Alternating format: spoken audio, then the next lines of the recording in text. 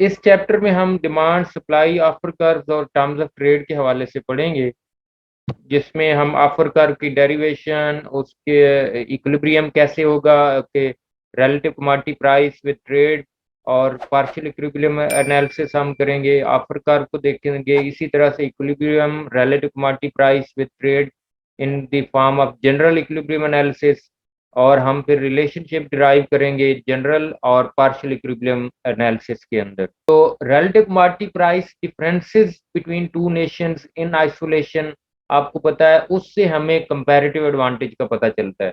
हमने last chapter में, आपको पता है, याद होगा कि उसमें हमने रिलेटिव कमोडिटी प्राइस जो है 1/4 नेशन वन में थी, तो हमने कहा था एक्स इनको सस्ता पड़ रहा है, और 4 नेशन टू में था तो हमने कहा था वाई उनको सस्ता पड़ रहा है, एक्स महंगा है।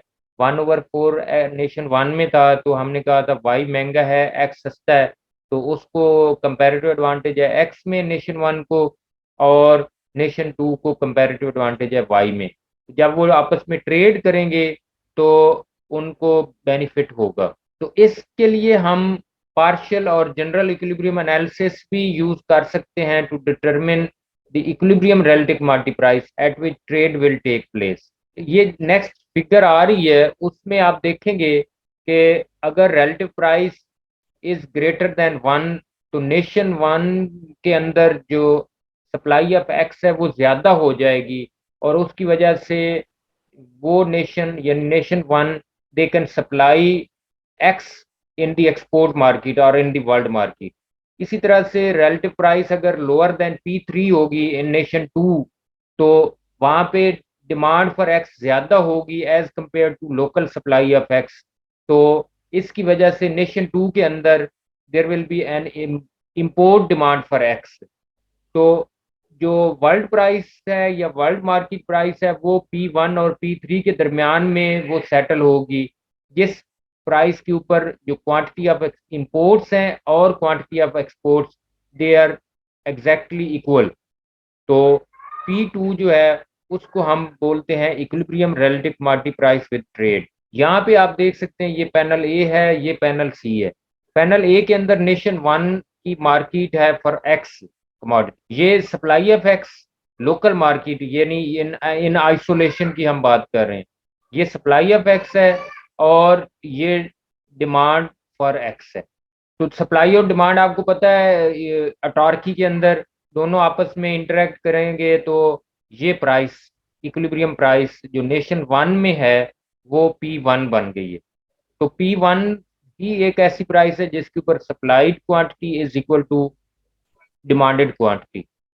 तो अगर इससे प्राइस ज्यादा होगी तो सप्लाई आप देख सकते हैं ज्यादा होती जाएगी और डिमांड कम होती जाएगी।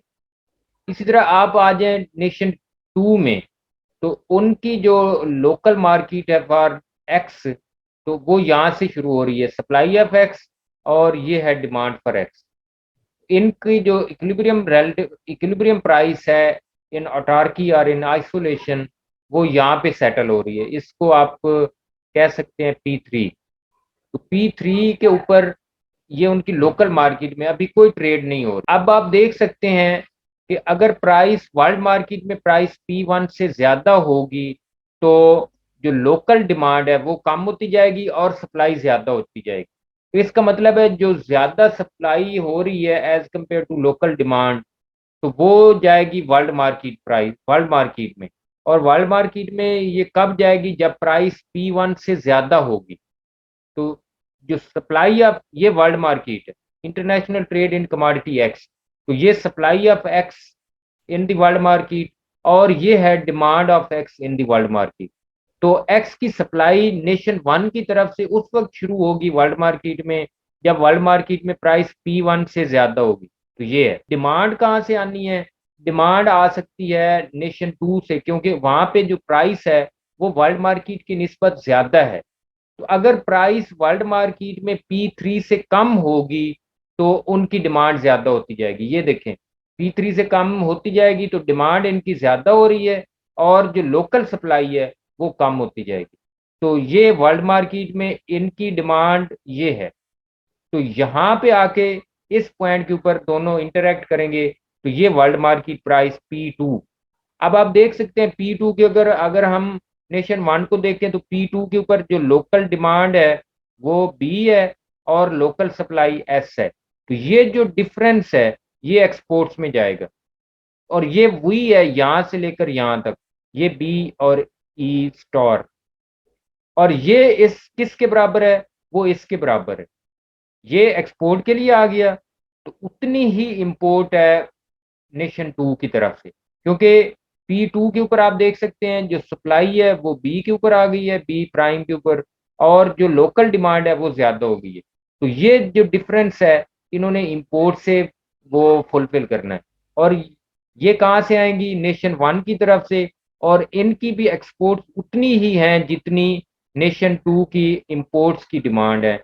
तो ये एक ऐसी प्राइस है, आप देख सकते हैं P2, जो इन दोनों मुल्कों के प्री ट्रेड प्राइसेस के दरमियान में है, और ये एक ऐसी प्राइस है जिसके ऊपर जितनी क्वांटिटी डिमांडेड है उतनी ही क्वांटिटी सप्लाइड है। तो इस प्राइस के ऊपर जो equilibrium relative commodity price with trade है, इसको हम पार्शियल इक्विलिब्रियम के थ्रू हमने एनालाइज किया है। तो इस प्राइस के ऊपर जो ट्रेड है वो बैलेंस हो जाएगी कि जितनी इंपोर्ट क्वांटिटी की डिमांड है उतनी ही उधर से एक्सपोर्ट्स आ रही हैं। अब हम देखेंगे कि ऑफर कर्व क्या होता है। ऑफर कर्व को हम आमतौर पे रेसिप्रोकल डिमांड कर्व भी बोलते हैं, और इसको बताया था, इंट्रोड्यूस करवाया था मार्शल और एजवर्थ ने। ये हमें शो करता है quantity of imports and exports a country is willing to buy and sell on world markets at all possible relative prices, और ये शो करता है एक मुल्क की willingness to trade at various possible terms of trade. Terms of trade का मतलब है relative commodity prices after trade. तो ऑफर कर्व ये दो चीजों का कॉम्बिनेशन है, दोनों का। तो इसीलिए इसको हम जनरल इक्विलिब्रियम एनालिसिस भी हम कहते हैं। ये पीछे हमने जो किया था वो पार्शियल इक्विलिब्रियम एनालिसिस था। तो हम जो जब हम ऑफर कर्व के थ्रू एनालिसिस करेंगे तो ये जनरल इक्विलिब्रियम एनालिसिस होगा। तो offer curve is a combination of demand curve, जो कि हमने ऊपर देखा जैसे नेशन टू था, तो डिमांड फॉर इंपोर्ट्स, और supply curve the supply of export.